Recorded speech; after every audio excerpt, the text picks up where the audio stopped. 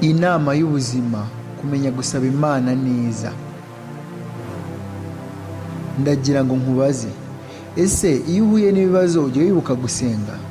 Ese iyo usaba Imana ubutabazi ujya ugira kwizera ko ibyo usaba ubibona? Ese ujya umenya gusaba Imana neza cyangwa uyisaba nabi? Mu buzima hari igihe duhura n'ibibazo, muri ibyo bibazo tugasenga Imana tuyisaba ngo iduhe ubutabazi, ariko rimwe na rimwe ntitugire kwizera mu byo dusaba Imana. Ugasanga umuntu asabye Imana ibintu ariko bitarimo kwizera kwinshi, maze ukayifata nk'aho ari inyantege nkeya. Niyo ujya gusaba Imana jya usaba ibintu bikomeye, kuko ntabwo ari inyantege nkeya rwose. Nijya kuguha ibyo wayisabye izabiguha kuko ishoboye byose. Burya hari igihe uri amahoro yabuzwa nuko udasaba neza ibyo ukeneye ku Mana. Nanone kandi niba usabye Imana ikintu wikwicara ngo bizizana, ahubwo jya umenya kugerageza amahirwe yose ashoboka kugira ngo urebe ko hari aho Imana yacisha igisubizo cyawe. Kandi ikindi, ntugasuzugura akantu niyo kaba gato cyane, kuko utazi aho Imana ishobora gucisha inzira y'igisubizo cyawe.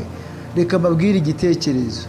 Hari abana 4 bari baragiye ahantu mu marushanwa, maze bose uko ari 4 baratsindwa. Ntago bemererwaga guhabwa amafaranga y'itike ngo batahe, kuko bari batsinzwe nyine. Buri wese yagombaga kwitegera. Mu gusenga basabye Imana bati, Mana uzadufashe tubone uburyo bwo gutaha nubwo twatsinzwe, kuko nta mafaranga dufite yadukura hano. Bari baragiye ahantu kure, kandi gutaha bagombaga gutegesha amafaranga menshi.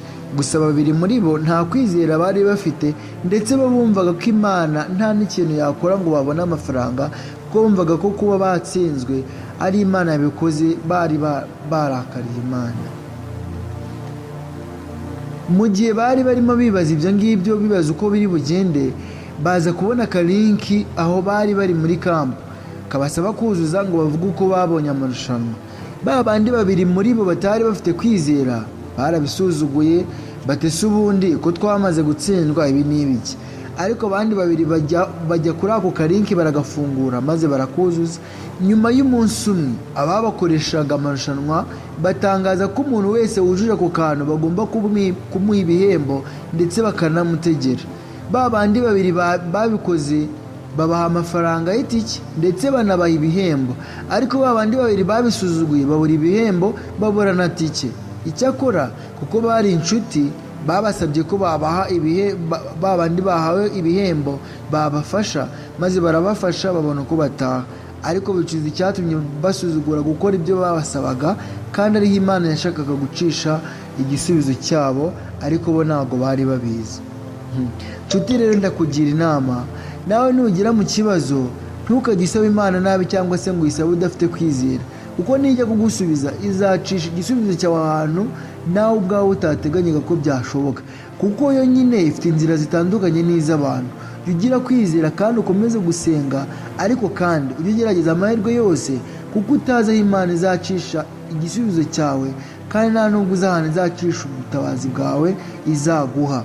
Imana ikomeze kuduha imbaraga zo kuyizera no kuyiringira, ndetse no kumenya kuyisaba neza mu gihe twugarijwe n'ibigeragezo, ndetse tumenye no guha agaciro inzira zose Imana iducisha imbere, kugira ngo opportunity tubonye tuyibyaze umusaruro. Murakoze cyane.